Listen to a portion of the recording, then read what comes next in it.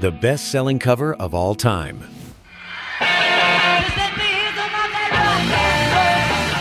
Remember when this artist straight up brought this song back from the dead?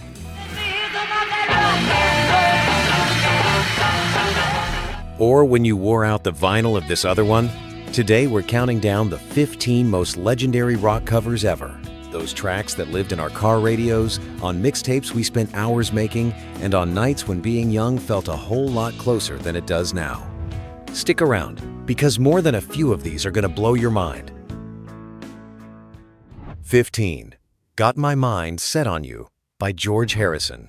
I got my mind set on you. I got my... It's 1987. The world is a totally different place from Beatlemania days, and nobody thinks we're ever getting that feeling back. Then, out of nowhere comes George Harrison, the quiet Beatle. The one always stuck in John and Paul's shadow, blasting the radio with this upbeat, super catchy jam that isn't even his.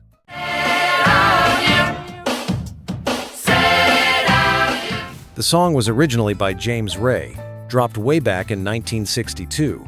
Most people had totally forgotten it, but teenage George in Liverpool never did. That melody lived rent-free in his head for 25 years. When he finally cut it, he was a grown man with gray hair and wrinkles. Yet this track shot him right back to the top like time stood still.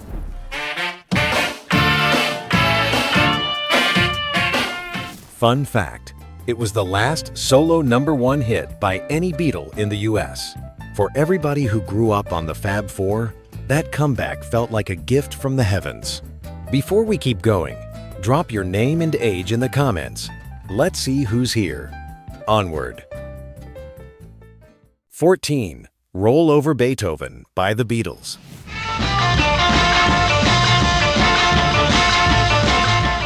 We're staying in Liverpool, 1963, right when the band is exploding across the UK and the rest of the world has no clue what's coming. On their second album, they decide to throw in a cover of the father of rock and roll himself, Chuck Berry.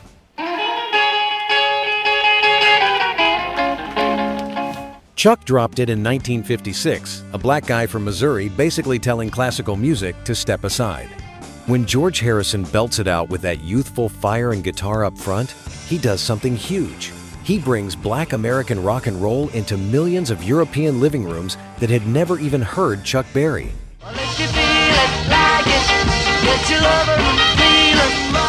It became a bridge across races, oceans, and generations. Even today, that track still makes you want to move and forget every worry. Smash that like button if the Beatles own at least one permanent spot on your playlist. 13. Summertime Blues by The Who.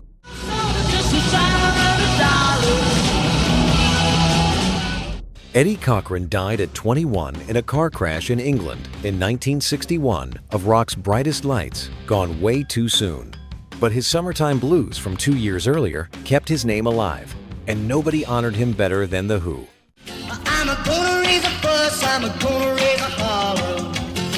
In 1970, Pete Townshend and the Boys take that teenage complaint about summer jobs and turn it into a full-on explosion. The original was fun, kinda innocent. The Who's version? Pure scream. They put it on Live at Leeds, widely considered the greatest live rock album ever, and that says everything.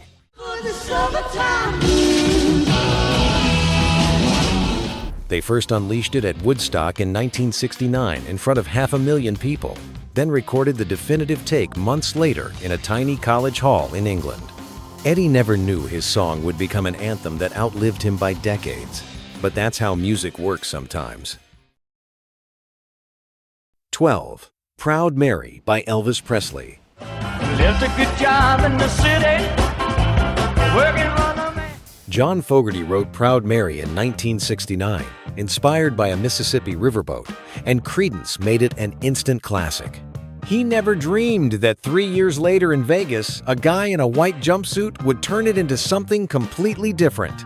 That guy? Elvis. Left a good job in the city. The King wasn't the skinny rebel anymore. He was 37, heavier, voice deeper, but when he hit Proud Mary live, the whole stage shook. His take wasn't swampy like Creedence. It was explosive, theatrical, massive. Start slow, then boom, full band blast that got the whole crowd on their feet. Rolling on a river, I cleaned a line. Elvis never recorded it in the studio, only live in Vegas and on tour, so every version is one of a kind. Those neon and sweat nights are burned into the memory of anybody lucky enough to be there. 11. Twist and Shout by the Beatles.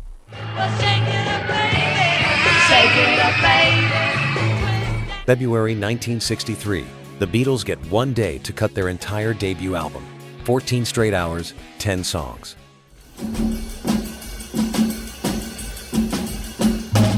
At the very end, throats shredded, they decide to close with Twist and Shout. John's voice is already wrecked. He knows he's got one take left. So he steps up, gargles milk and honey, and screams like his life depends on it. One take, pure fire. One of the rawest recordings in rock history.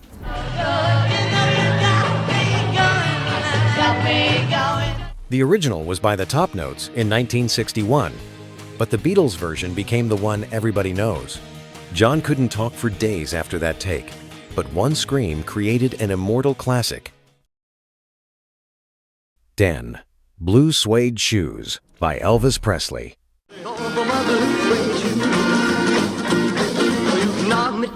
Carl Perkins wrote it in 1955 after Johnny Cash told him about a soldier obsessed with not scuffing his blue suede shoes. Dumb line, genius song. Carl was killing it until March 1956 on his way to national TV. His car crashes, he ends up in the hospital. While he's laid up, he hears Elvis's version on the radio and watches Elvis perform on the show he was supposed to be on.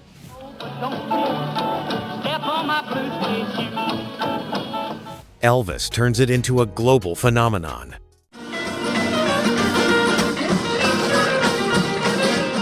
Carl always said he held no grudge. Elvis gave the song way more fame than he ever could have. But you can't help wondering what might have been if that car never crashed.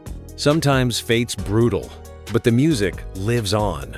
Drop it in the comments so we can all check it out. What's your all-time favorite cover? 9. Louie Louie by the Kingsmen.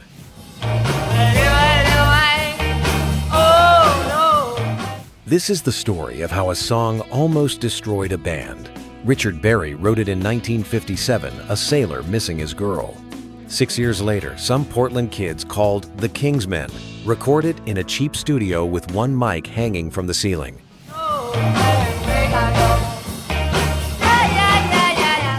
The recording is so sloppy nobody can understand the lyrics, and that's when the chaos starts.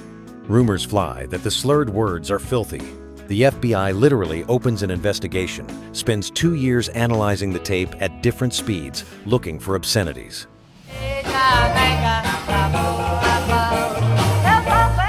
Final report: unintelligible at any speed. They found nothing because you literally can't tell what he's saying. Gets banned on some stations, of course, that only makes it blow up bigger. Louie Louie becomes the ultimate teenage rebellion anthem, all because of a bad mic and terrible diction. 8. House of the Rising Sun by the Animals. There is a house in New Orleans. Nobody actually knows who wrote House of the Rising Sun. It's a ghost song born somewhere in the American South. It's about a house of sin, ruined lives, regret. And the only time to be satisfied. For decades, folk singers whispered it. Then in 1964, 5 kids from Newcastle, England, turned it into something dark and massive. Eric Burdon was 23, but sounded like he'd lived 100 lives deep, torn up, full of pain. In New Orleans. Alan Price's organ gives it an almost church-like vibe. The label didn't want to release it as a single 4 minutes, was way too long, the band insisted. Hit #1 in the US and UK, and changed what radio would play forever. 7. Black Magic Woman by Santana.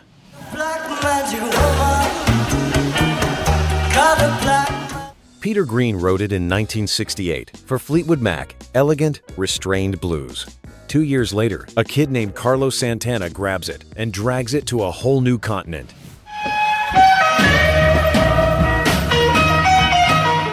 The guitar stops crying and starts dancing. African drums meet rock. Suddenly it's Latin, sexy, hypnotic. Fresh off blowing minds at Woodstock at 22, Santana turns it into a worldwide smash.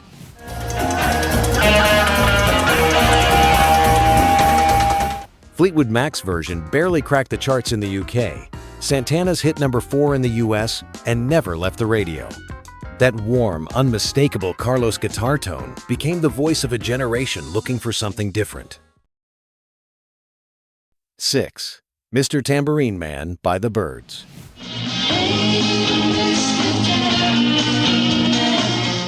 Early folk-era Dylan wrote it acoustic and raw, just pure poetry. Then, in 1965, the Byrds ask, what if we wrap Dylan's words in jangly 12-string electric guitars?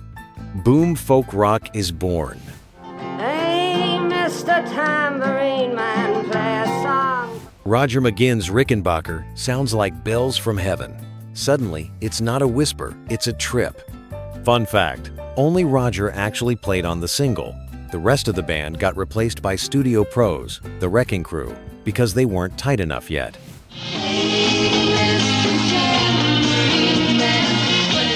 Didn't matter. What mattered is they kicked open a door hundreds of artists would walk through, blending folk poetry with rock energy.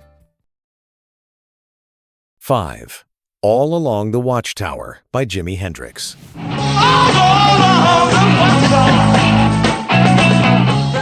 This is one of those rare covers that completely erases the original from memory. Dylan recorded it in 1967, mysterious, quiet, just him and acoustic guitar. All along the watchtower. It was good, but Jimmy knew it could be apocalyptic. He grabs his Strat and turns it into a storm, urgent, end-of-the-world vibes.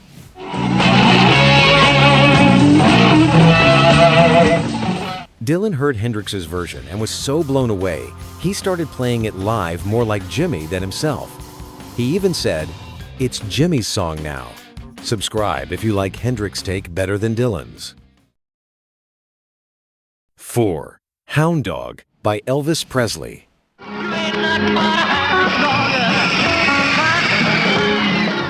Before Elvis turned it to gold, Big Mama Thornton cut it like a knife. She was big, black, and fierce. 1952, her version was a warning shot.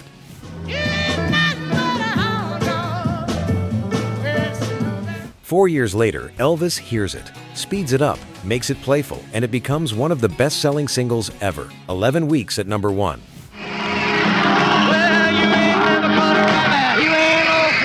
Big Mama made $500 total. Elvis made millions. She died broke while her song made someone else rich. One of the saddest stories in rock history. We recognize that injustice now, but that's how the 50s rolled. 3. With a Little Help from My Friends by Joe Cocker.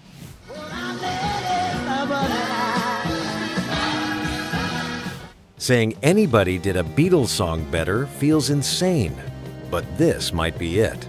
The Beatles wrote it as a cute little gift for Ringo friendship, needing a hand, nothing heavy. Then Joe Cocker steps up at Woodstock, 1969, 500,000 people in the mud.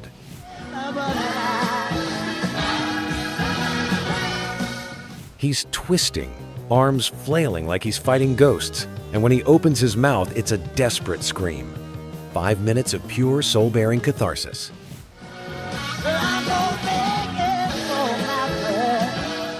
That performance defined a generation and proved a cover can hit just as hard as the original. 2. Knockin' on Heaven's Door by Guns N' Roses. Knock, knock, knocking on heaven's door. Dylan's influence shows in how many people have covered him, but Guns took it to a whole new crowd. Originally a quiet folk tune about a dying lawman letting go. Knock, knock, knocking on heaven's door. Guns in 1990 turned Surrender into a fight almost 6 minutes long, with Slash's epic solo and a war cry ending.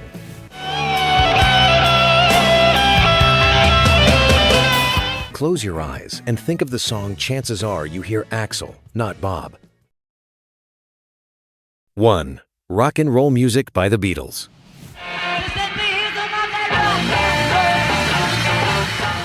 We end where it all began.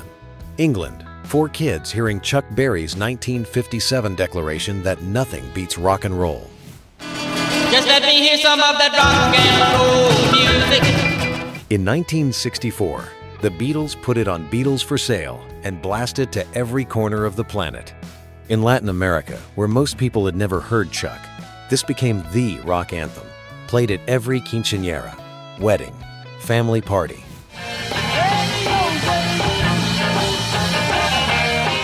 Chuck himself said the Beatles did more to spread his music than anything else in his career. They gave me the world. This cover crosses generations and continents. That's why it's number 1. Not just a great cover, but the cover that taught the whole planet what rock and roll really is. And that's the list. We'll drop another oldies playlist right here if you want to keep the memories rolling. Catch you in the next one.